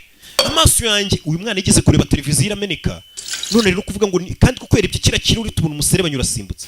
Many people don't feel powerful at all. Kibura wa mwana wigirira icyizere uri kumva ko ufite imbaraga. Abandi bantu baba barihebye bumva nta mbaraga bafite. Kana ukaza kumwereka ko ibirahuri gatuma bigenda. Kakanurira ikirahuri. Birakariba. Simbuka w'amazi we simbuka. Simbuka wa kirori. Matilda. Matili. I really did do it, Miss Honey. ngenda bizi ninjye wabikoze, ninjye warebye ikirahure umusore banyura simba. Things about life is sometimes you can do something until you want to show someone and then you can't. Ndabizi muzima rigiye bibaho kumva ko wakora ikintu ariko washaka kukimwereka bikanga. That. Ntago ari uko bimeze. Oh. I don't know. Simbizi.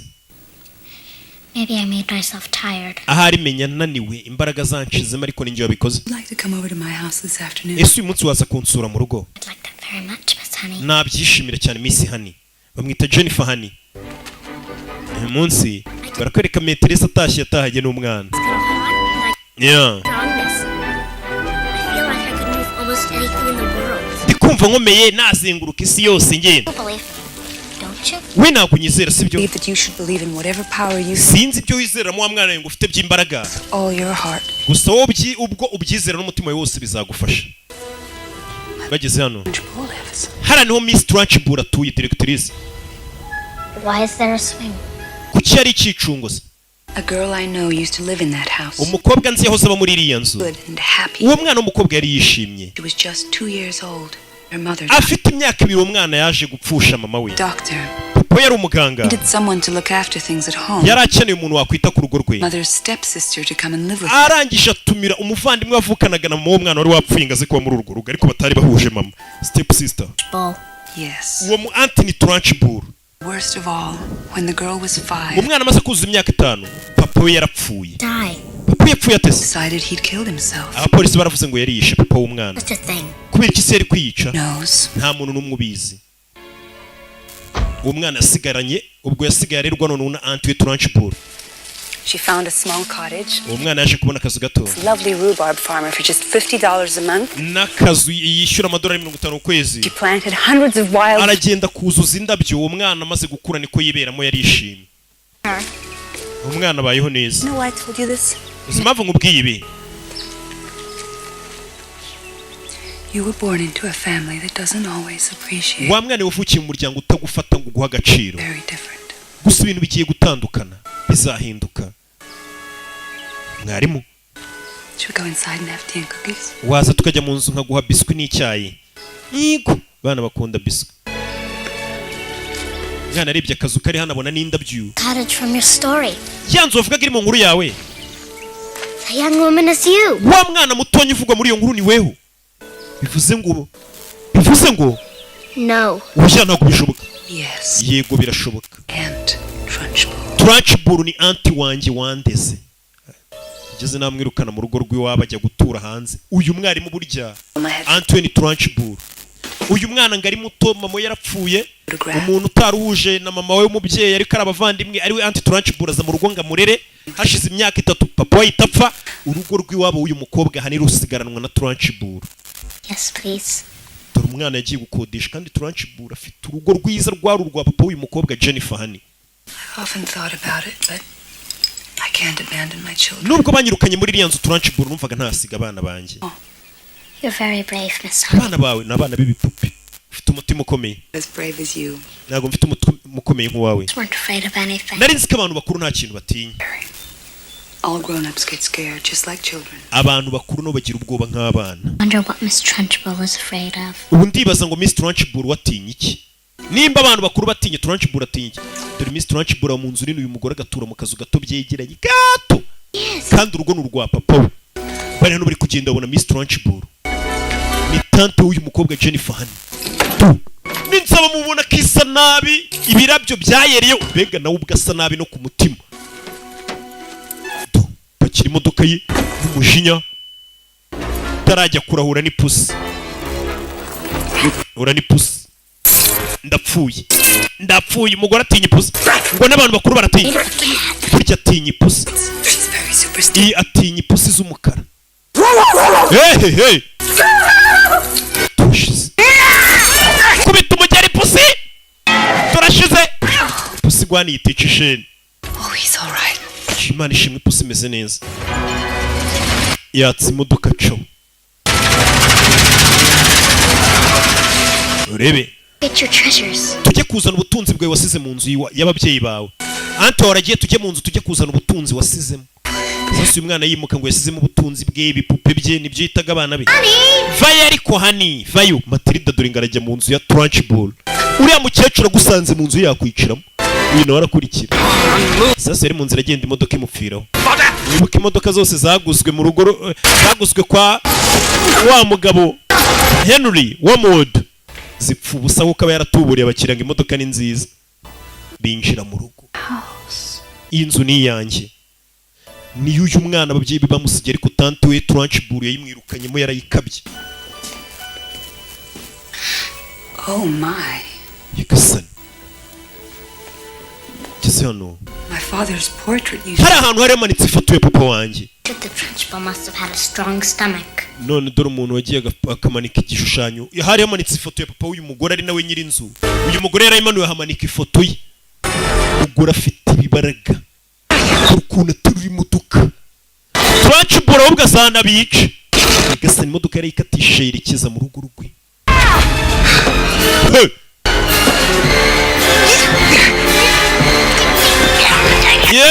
Modoka yisunika wenyine. Father's chocolate box. Dore kaka box papa wanjye yashyiragamo shokora. After supper, he'd take a chocolate, cut it in half. Iyo twamaraga kurya papa yakuragamo shokora. Me the bigger half. Akayigabanya karya gace gatakama kanini. Count them so I couldn't even sneak one. Ubwo yapfaga Trunchbull izi shokora zose yarazitwaye yanga kuzongera kumpa shokora. Akajya zindira mu maso. Izi shokora nta mwana uzirya. Trunchbull ni waziryaga wenyine akakarababara. Have one. Wariyemo imwe. Wayiriye. No. Ya. Yabimenye ko ari shokora yabuze. Where's Lucy doll? Cya gipupe cyawe cyari se kiri wavugaga se kiri hejuru. Kana karashaka kukimwibira. Uyu mugore ibipupe bamwambuye akiri muto. Aramukanga turashize. Matilda wakantu. Kino. Umugore kumba aragarutse. Inzu hari abari kuyikiniramo. Imodoka yamupfiremo. Katururi. Iki nicyo cyumba nararagamo kera. Uru rugo rukiri urw'iwabo. Hano nta bakozi baba bafite ngo bakora amasuku byibura. Magnus. Papa yitwaga nde Magnus. King Magnus. He called me Bumblebee. Namwitaga King Magnus nawe akanyita Bumblebee. I don't think Magnus killed himself. Ntabwo nkeka ko papa wawe yiyahuye. Do I? Nanjye niko mbikeka. Ushobora kuba ari cya Trunchbull. Kino ni cya gipupe cya Lisi. Ni agapupe uyu mukobwa yakundaga akiri muto. Jennifer Honey. Bakiraho. Uriya mugingo ugurisha imodoka w'igisambu. Ndashaka imodoka nshyashya. Waranubura imodoka ishaje. Wamubeshiwe. I'm gonna sue you. I'm gonna burn down your showroom. I'm gonna take that no-good jalopy you sold me and shove it up your bazooka. When I finish with you, you're gonna look like roadkill. Baby. You what?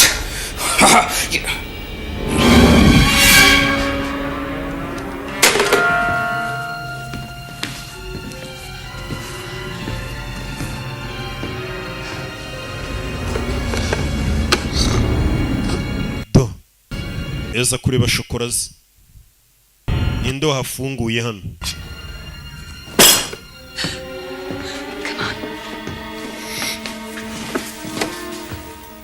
Yeah. Shouldn't we hide or something? Yeah. Go to the end of the hall, down the stairs, and out the kitchen door. I'll distract her. Wegenda wishaka kurya ndamurangaza.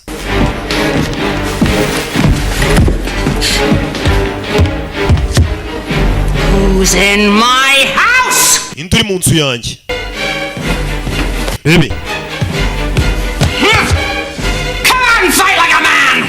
Vayo duhangane nk'abagabo. Induri mu rugo rwanjye rikaza bafatire mu rugo rw'ureme ngo harashye. Dora kana hano kihishe. Nyagasani.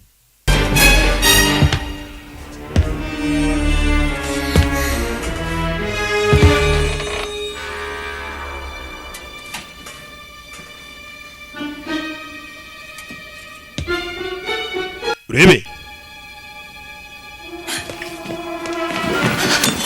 Oya vayo aterura cya kibuye kinaga hakurya. Tajya kwitsimba.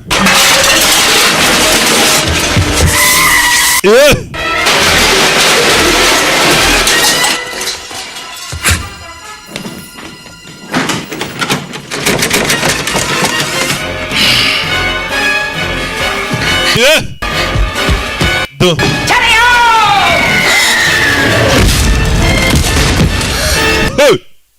Nyagasani kore arakomeye arabyina inzi simbuka inzi yaje asatira hana kana kari kugera no kana hano kari karahavuye nimba kije nagatari nimba kitsimbye ave hano nkumvisha umuntu gafashe yakica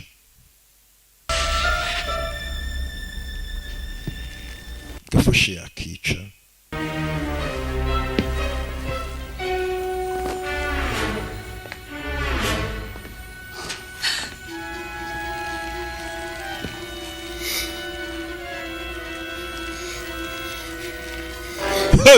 kumbe dore akana hano kihishe munsi y'ameza bebe uyavayo kuramo akana kararigize nimba kagiye he akana karabuze kumbe dore kihishe munsi y'ameza kakana nagatari shawo dore akantu kihishe karatwika sano kumujinya bya bikeke arya nk'igisimba wagira ngo ni ihene iri kurisha ni ihene iri kurya vetiveri irimo sondori yavayo kingura urujya kubitaho uburyo ngo yagira ngo umuntu wari uri mu nzu yarasohotse aragiye ahita asubira hejuru uyavayo umuntu wari uri mu nzu yanjye arasohotse buriya aragiye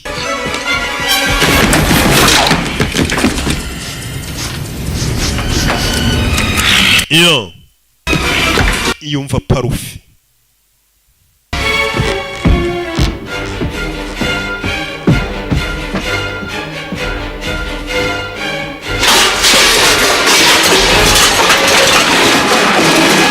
rebe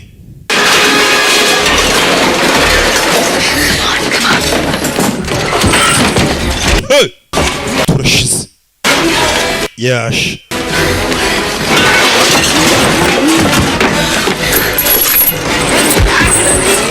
iyo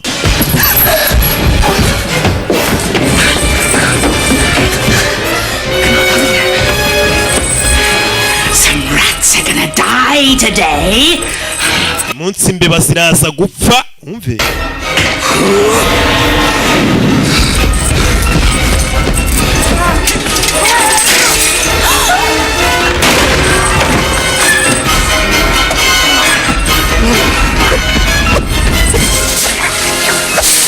hey!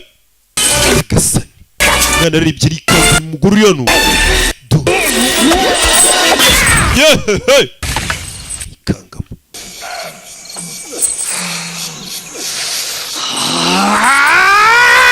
hey!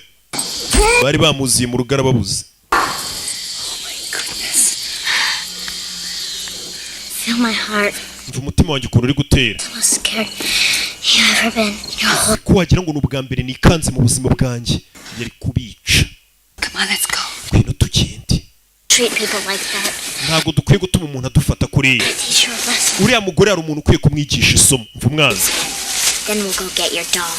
turaza gutegereza nagenda tugaruke dufate igipupe cyawe sibyo ngwino nkubwire Matilda, Matilda you will never go back in that house again. sezeranya ko iriya nzu utazongera kuyinjiramo I promise. ndagusezeranya banukanya akana nta bwoba kagira ngo nagenda ngo twongere tugaruke mu nzu ye dukuremo igipupe akana nta bwoba kagira uyu mukuru we Jennifer rwo yatarano sinzagaruka hano So we came home with $2,000 ese ngo dutashe dufite ibihumbi 2,000 by'idolari in the air, and we both noneho tubijugunye mu kirere like we were on the $1 million sticky. umugore hano ari kuganiriza abantu You abantu like banaganiriza niba abapolisi n'aba FBI nako iriya show ndayikunda the old days?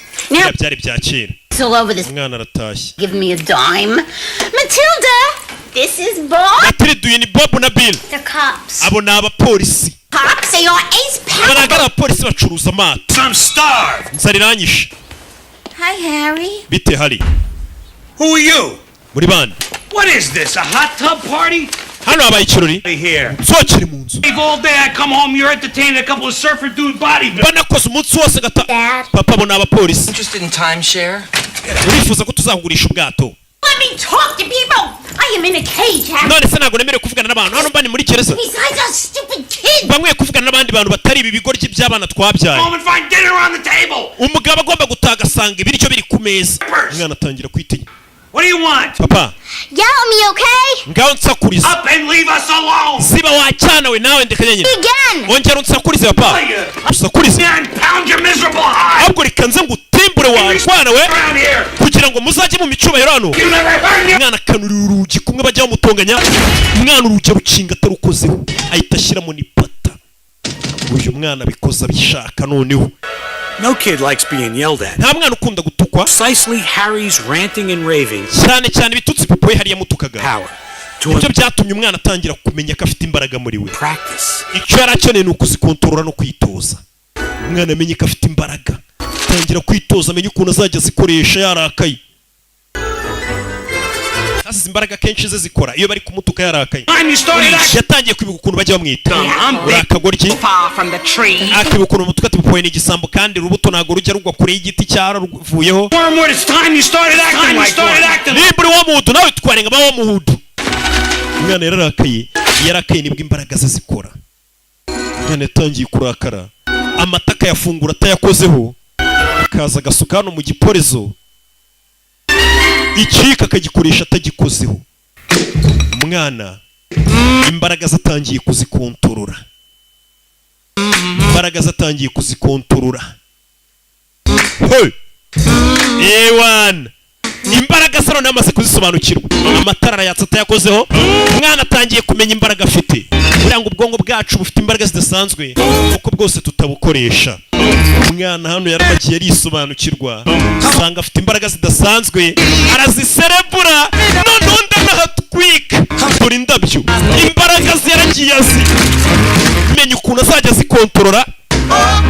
ewana ko ndi buhatwike ewana ndabica ndabamara karagiye ndahatwika.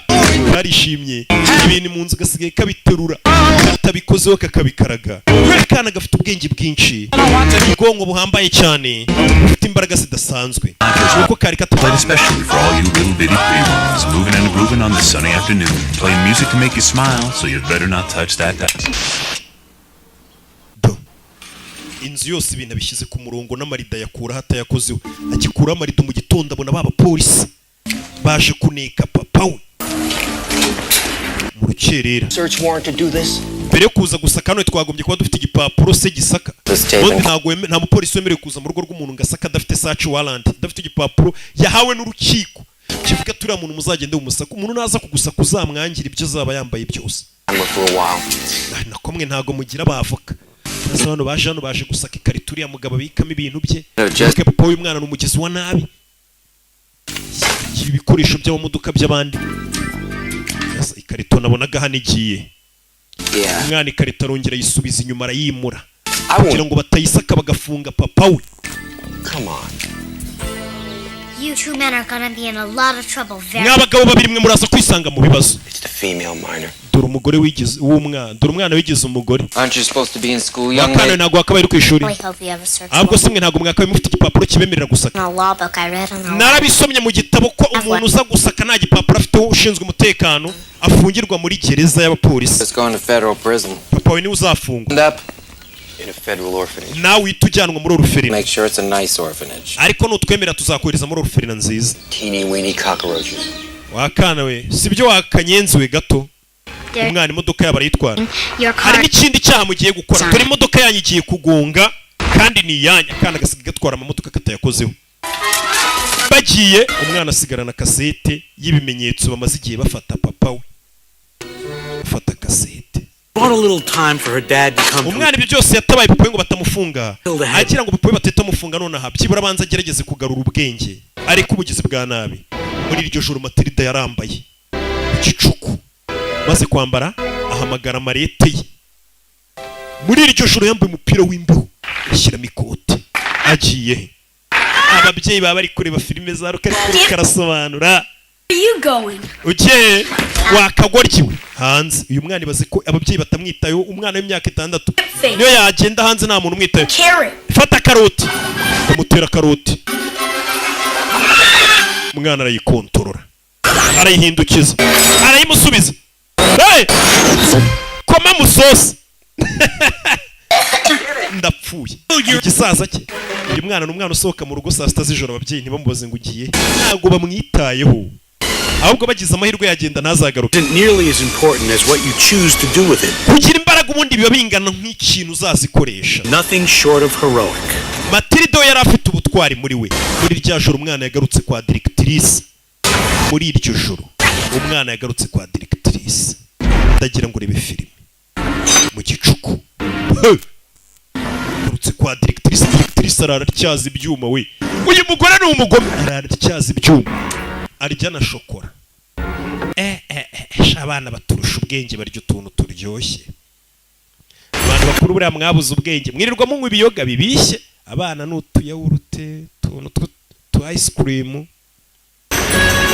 Ikintu gituma abantu bakuru banywa ibiyoga n'ibindi biyobyabwenge. Bana batorata inzoga nimbi. Sibyo? Nuzajye ubona wanyu bari kunywa inzoga mujye mubwira ababyeyi banyu ngo papa ni bibi mu urwungi. Zana. Mwana sasa atangiye hano yahereye kuri ya foto. Arayireba atayikozeho irijyana. Areba na cya gipupe. Ibintu bya mwarimu we Jennifer byose biri muri iyi nzara bishaka. Cya gipupe arabanza aragihamagara.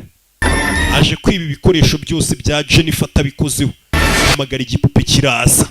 Umuyagura gitwara usiga afite imbaraga. Umuyagura gatwara ahubwo. Baby.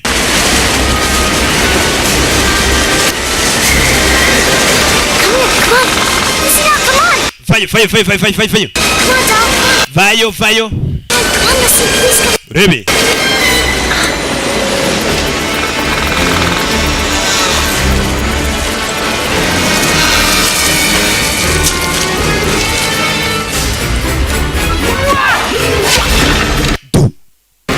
Arayitoza gutera amacumu nimba azayatera abandi. Directrice abica.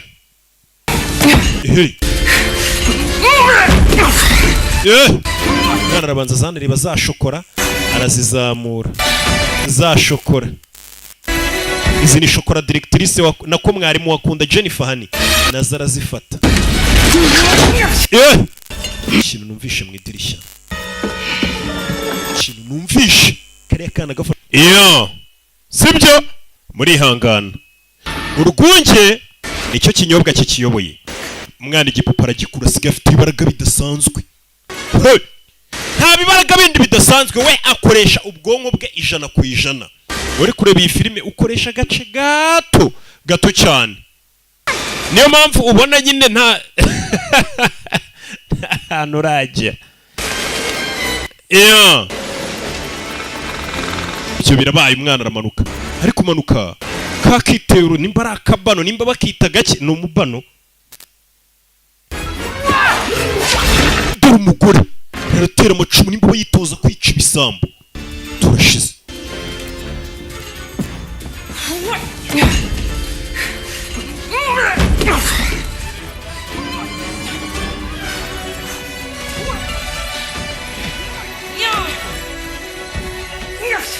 Leonari umwana zano yibana za shokora muri hangana cya King kiba kituvangiye. Sasu yari hano yumvisha idirishya ry'ikinga. Za kureba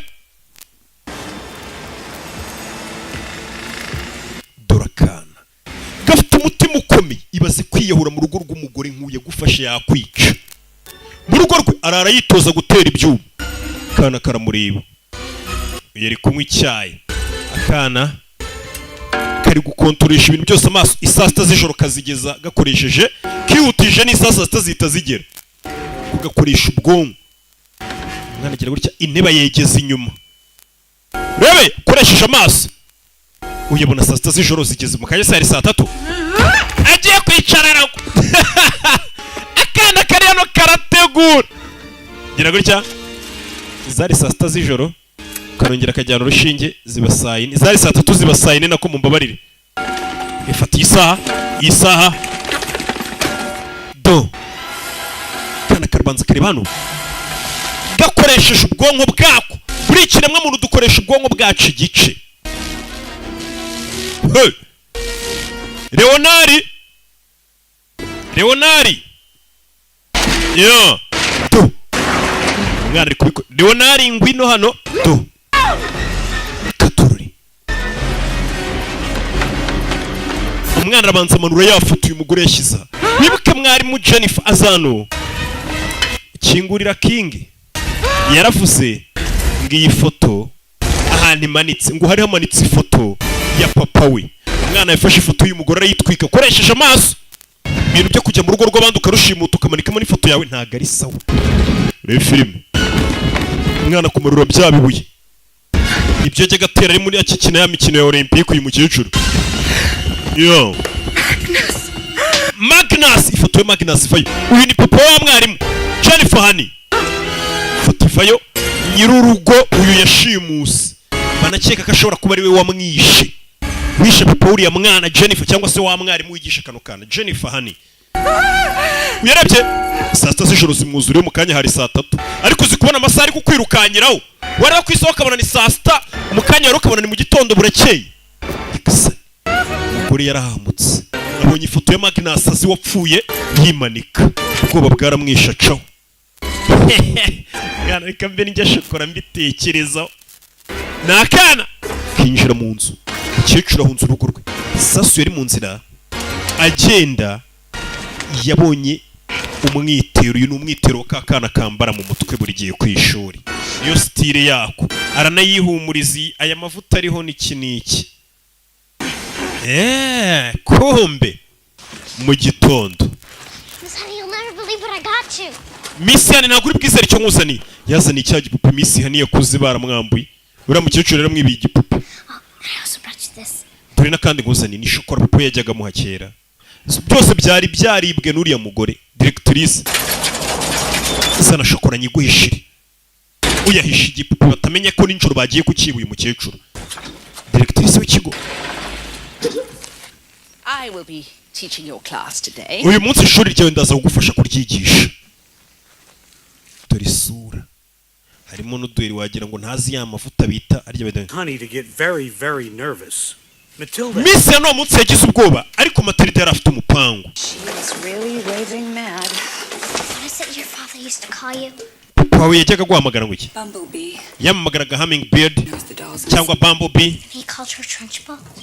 No, I suppose he called her Agatha. None se Uncle Trunchbull nako Tante Trunchbull bamwitaga ngo iki?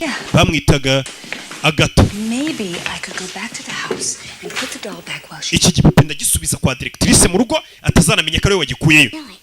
It's gonna be okay. Biraza kumera sawa ndagusezeranye. You promised you wouldn't go back in that house. Nejo bundi ruwansezereje kutazasubira muri iriya nzu. On the garage roof. Nabikoze byose ndi ku rusenge. Nakoresha imbaraga zanjye ibintu bisohora mu nzu ninjiyemo. Ibyo bintu by'imbaraga zawe uhora umubwira ntazo ufite wakanawe kucyubeshya kandi imbaraga kamenye kuzikontorora karabanza kamwiryaho. Umwana arongera azamura hano ijagi atayikozeho mwarimu yikangamo turashize mwana yambwiye ati ngiye mfite imbaraga ibintu bisohora mu nzu ninjiye muri iyo nzu za mbaraga zawe ngiyewe baranzi mfite imbaraga metero zikangamo turashize karamuseka ngiye mfite imbaraga reka noneho nyimanure hasi hariya urebe arabanza shyiraho amarita ahisha ibintu byose uriya mwarimu yanga yurikanga kana kamwereka imbaraga gafite gakoresha ubwonko bwako 100%. Ibintu kiremwa muntu kitarabasha gukora. Nice girl. Nta kongera kwigira umwana mwiza. Hey, niko kamubwiye ati ibintu byo ku umwana mwiza tubigabanye. Hey, don't make me wait. Icara mwese mwituma nekerezo yarinjira. And hold the newt. Vayo. Hey. Ranks. Move. Nawe je mu bandi wa Rwanda we. Directrice w'ikigo. I am here to teach you all a lesson. Mwese nje kubigisha isomo. To directrice w'ikigo. Sometimes in life, horrible and unexplainable things. Rimwe na rimwe mu buzima ibintu bibutasobanura bijya biba. These things are a test of character. Ibyo nibyo bisuzuma umuntu tukamenya uwo ari we. Gasani. Ubwana bwiga muri kaka muri gardienne bahita mukaka. Character. Form a line across the room, quickly. Mwese mukuru murungusi mundi. Fill this gap. Yeah. I expect you're wondering what I'm talking about. Yes. A child came to my house. Hari icyana cyaje mu rugo rwanjye n'injoro. When? Sinzi igihe yasi cyangwa igihe yagereye mu nzu yanjye. No, you. Buretse wowe wezi. I know a child came. Ariko umwana waje mu rugo rwanjye ndamuzi. Dore ngo Do you know it was illegal to enter someone's home without their permission? Mwari bizi ko amategeko n'umuntu winjira mu rugo rw'abandi nta burenganzira afite. Yego Miss Tanchbill. Shoulders back. Mwese mubane barabana nk'abasirikare. Do any of you recognize muri mwese this? Hari uwibuka uno mubano. Uyu mubano abana bose bazi uwambara baramuzi ni Matilda. Kadukina umukino. Wearing a pretty red. Okay, reka tubanze tubare. Ejo hahise hari umwana wari wambaye no ribbon cyangwa se uno mubano. None uyu munsi ntawe yambaye. Uwo mwana niwe waje mu rugo rwanjye ruhato. Who does this disgusting ribbon belong to? I shall personally see to it that the demented, drooling, slime-breathed little Lilliputian who owns this disgusting ribbon. Ndashaka kumenya umugenga waje yambaye no mubana akawuta wanjye n'ibyo yakoze akabisobanura. Punchbowl, I was the one who was. Ninjye waje wawe ninjoro. No, I don't. I broke your. Kuvuna akaboko. Do it again. Nigeze kuvuna akaboko mbere ndongera nkavuna. I'm not 7 years old anymore. Ntabwo ngifite imyaka 7. Tante wanjye Punchbowl. Bana bari kanguhi ni tante we. Ntabyo bari bazi. You will be put away in a place where not even the crowd. Wacyano ngiye kugufungira ahantu nta muntu umuzongera kubona ndabizi kare waje wanjye. Look. Reba. Umwana azamura ingwa koresheje amaso ye. We dore ingwa uri kwizamura we uyarikanga bira byose n'umwana uri kubikora bikoresheje ubwonko bwe.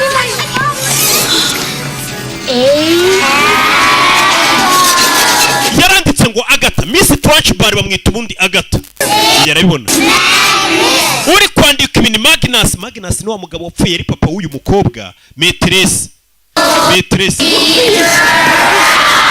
Ndagira ngo inzu ya Bumblebee umukobwa wanjye n'amafaranga ye ubimusubize. Nyagasani. Nurangiza usuhunge uve muri uyu mujyi. Nudahunga ngo uve muri uyu mujyi nzakubona. Nzakubona nkuko nawe nkuko wangize. Mbega ni nkuko urashaka mwana kugaragaza ko ari wishe umuntu. Nyagasani. Ibintu biradogera. Yeah. Hey.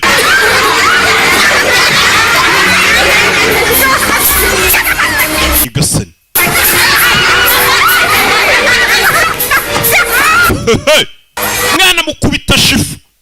Zirimo imyanda shifu nawe urabizi bajyaga batubwira ngo mujye kuyikubita hanze muyigarure. Mwana yamukubise shifu atamukozeho. Wari warigize intare y'inkazi. Kamatirida karatwikita kongera kazamura n'amarido. Nyagasani. Undi mani bayarabibaze dukoresheje ubwonko bwacu 100%. Akenshi twajya dusara bwaturika. Ni ingaruka nyinshi. Twajya tubona n'ibidahari. Iyo mpamvu usanga dukoresha agace gato ku bwonko bwacu. Uyu mwana wakoresha igice kinini niyo mpamvu ubona basha kumuvinga ibintu akabijyana handi atabikozeho. Yo. Directrice w'ikiga abana baza kumushungera. Bayo waruzingo we patakana kamwana. Abizi? Patakana. Rabe. Patakana. Directrice. Wibikora wishukunya umwana. Umwana bagiye kumunyuza mu idirishya ngo rimeneke. Umwana akingura idirishya basi ritamukubita. Agiye kugwa hasi kano karamukaraga gakoresheje za mbaraga zakabwo kamuha umunyenga. Aho kugira ngo agwe Matilda ari gukoresha imbaraga reka nguha umunyenga. Matilda muha umunyenga gurutsa umwana. Ahita namugarura mu ishuri. Mwana yaruka Matilda umuyoboye. Yarashugunye umwana ngagwe. Matilda yagaruye umwana ari kumukontora. Sunika directrice agwa ku mubumbe w'isi. Kuri gorobe. Mu nkaragire reka isi mwikaragire mufungire amaferi. Ubonye meteresi kari ubisabye barabanza directrice wari warigize akarakajye baramuseka bamukaragira ku isi si mwikaragiraho mufungiraho amaferi. Byose ni Matilda uri kubikora atamukozeho. Turashize. Ibi byose ni Matilda uri kubikora atamukozeho. wari warigize intare y'inkazi yirirwa kubita abana bababaza. Buriya nta cyiza cyo gukubita abana. Uyavayo aza gonga kanano Rebeka vayo Caravenda Matilda ahita akazamura hejuru. Directrice afata ubusa. Bana ndanahatwitse. Ibyo byose ni Matilda uri kubikora mu ibanga. Dore bya bintu abana baba bapfunyitse bari buze kurya.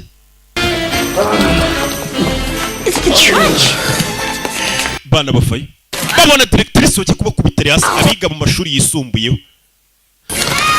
Wana directrice yapfuye nawe utayiryaho mwese mutera ibiryo byanyu imigati imireti by'abana bose bapfunyitse imbuto rekura nta kibazo.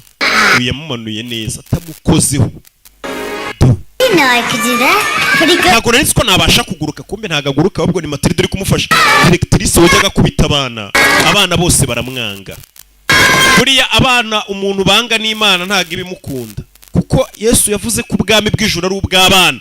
Niyo mpamvu abana muri iyi minsi ngiye kujya mbakorera filime. Abantu bakuru nabonye nta keza kabo bakorera filime nziza ntibanyoherereza amafaranga kuri ya mobile money yanjye. Ubu ni njye n'abana nibo banjye na Yesu bari bo bantu bi.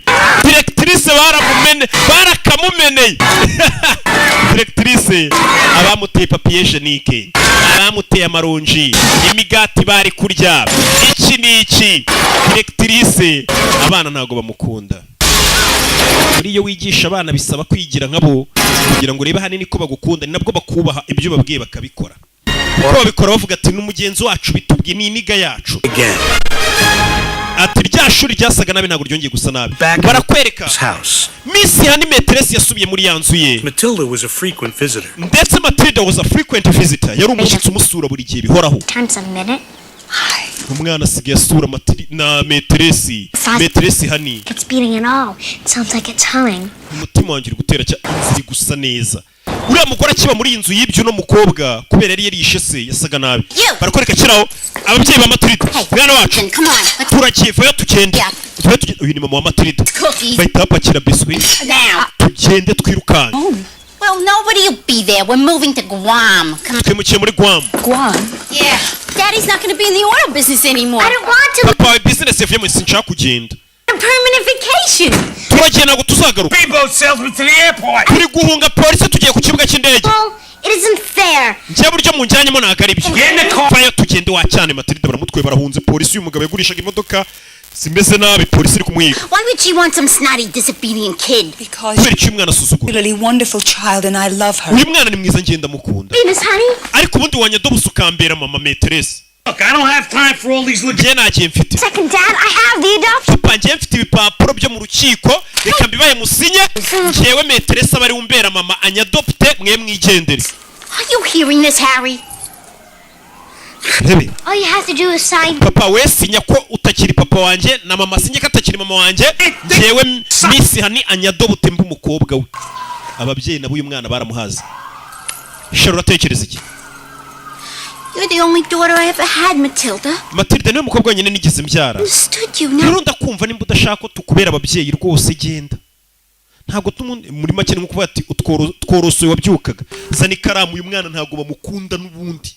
Kubabwira ngo agiye kubona undi muntu umurera. Ababyeyi be babyumva bakavuga ati sigara rwose ahubwo tugeze amahirwe uragiye wacyana we. Umwana yaje kubereka musinya. The Wormwood signed the adoption papers.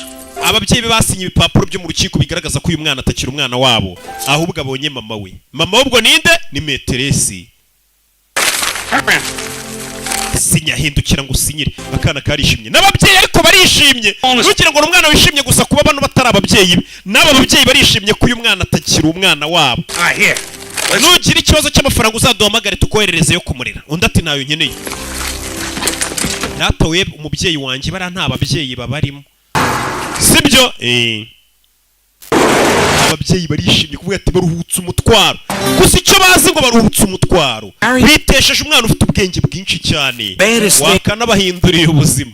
Bari guhunga polisi. Ati barakwereka Matilda yakomeje kubana n'uriya mugore. Iminsi iragenda iricuma nyine yabaye mama we. Principal of Cruncham Hall. Miss Hani basha kumugira directrice w'ikigo bari uyobora cya kigo. Ava kubyo kuba Metresse aba Metresse. To her great surprise. Ko aba directrice. And she ndetse na Matilda yabayeho ubuzima yishimye. Akina ikiba ariko ameze neza nta kibazo afite. kano kana urabona ko gafite ubwenge. Hari akandi kana nabonye ejo bundi kajya karirimba nzakabereka kitwa Kariza. Shawu nako karirimba neza. Nako gafite ubwenge nk'ubw'uyu mwana. Umwana arakareka yibaniye n'uyu. Ababyeyi be n'ubundi bamufataga nabi. And this honey each got what they had always wanted. Yaba Matilda ndetse na Miss Honey. Family. Bose baje kubona icyo bahoze bifuza, ari cyo bita umuryango unezerewe. Powers again. Ndetse Matilda na nubwo almost never. Ntago yongeraga gukoresha imbaraga ze mu bibi, yakoreshaga za mbaraga ze noneho mu byiza. Akurura nk'ibitobo karara basoma. Mbega umwana neza neza afite ubwenge nk'ubwa kakana kinaha kitwa Akariza Gayera. Simujye mukabona? Basize abana bari gusoma ibitabo na filime yacu nuko igenze. Banyita Rocky. Ciao ciao.